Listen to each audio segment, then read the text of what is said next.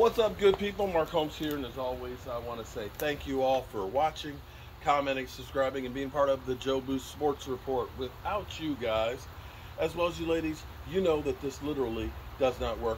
Hope you guys are having a great pre-Thanksgiving.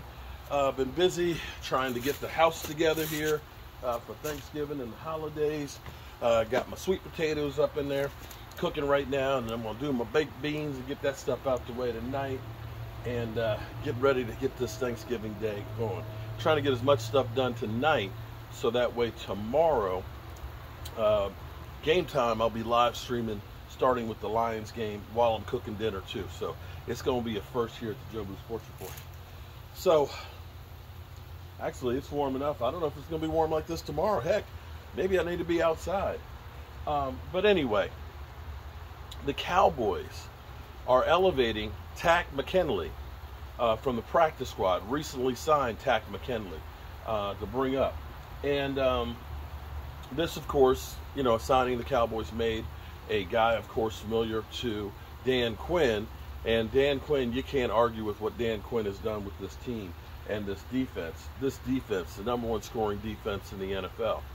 Here's what I really love, because in the past, when we've had defensive linemen, the defensive linemen we've had, most of them weren't good enough to be starters. I'm sorry, no disrespect to you guys, but, you know, the Cowboys used to have this mentality of anybody can play defensive line. It's all about the edge rusher, the linebackers, and a good cornerback.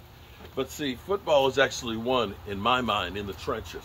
I've been screaming for years, you need good defensive linemen to get the job done.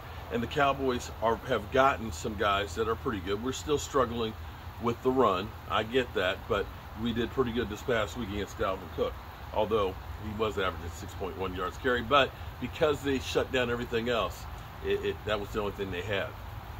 But bringing a guy like Takk Mckinney in, and especially now that the NFL has a 17-game season, what I was saying before is with the Cowboys, you know, we've got 7 wins.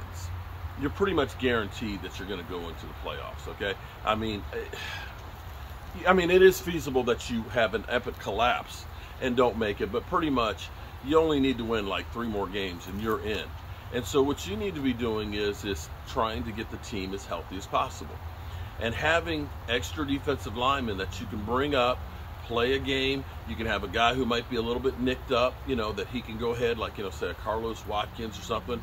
You can put him back down on the practice squad and get him some rest and stuff, so you have your big guns ready to rock and roll come playoff time. So this will be nice to see what kind of a boost that you get from a Takk Mckinney. So so far, of course, he hasn't done much this year, but, you know, hey, give it some time. We'll see. Dan Quinn in this group, it's amazing the amount of guys that have been doing so well with this thing. You know, you start thinking about Dorrance Armstrong with 7 sacks. You think about Sam Williams with 3 sacks. You think about D-Law. I think he's got 4 sacks. So this team has just been crazy feasting. And I hope that tomorrow we feast on Giants. Yeah. That we feast on Giants.